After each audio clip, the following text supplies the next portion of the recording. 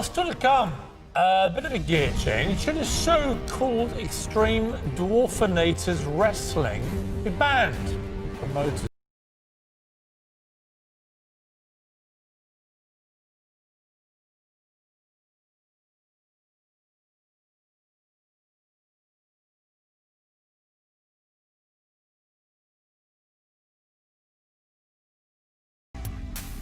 A lot of reaction to that debate, actually. A lot of people saying, as Katie Harriet says here, anybody should be allowed to do anything as long as it's legal, whatever their size, colour, sex or disability, from a full-time wheelchair user herself. No one should tell you what you can or can't or shouldn't do.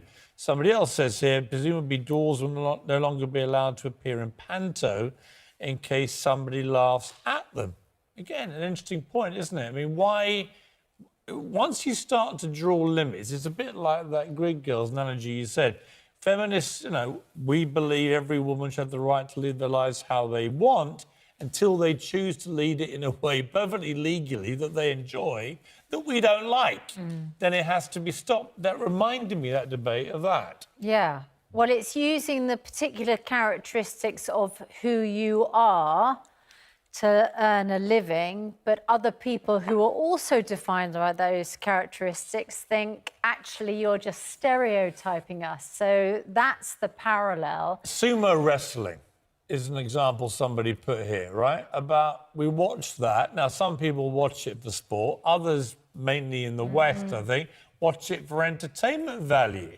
Should we ban sumo wrestling?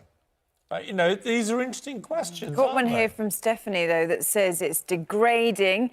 She says their stage names emphasise their size and the marketing of the event is very much around the freak show element.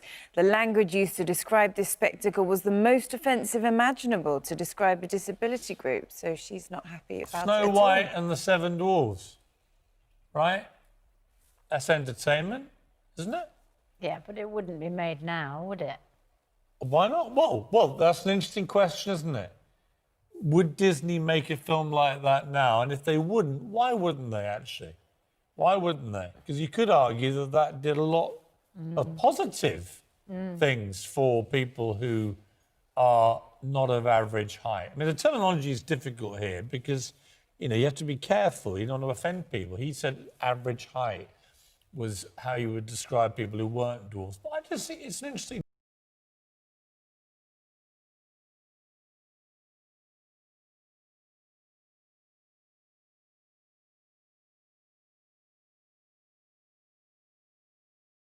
and he's having fun, he's earning money. Although, as Eugene says, he thinks he is hurting people because Eugene wouldn't feel safe at one of those events. I just don't think what's going to happen to Eugene at that event? I wish he would go. I wish he'd actually go and watch one and feel what the audience felt. And if he really felt threatened and unsafe, I'd be astonished. Yeah, but you I don't get the vibe of that. Tell someone to go into an environment which they've already said. Well, if you're going to be on television telling them people they should be banned, you probably should go down there and actually feel the room and feel what people are actually doing. Are they enjoying it at face value, or are they mocking the people doing it? I suspect it's the former, not the latter, which is the point Derek was making. Lot of reaction to that online. It's just after 8 o'clock, which means we need to get to the competition because it is our biggest giveaway of the year. Andy has details of how you could win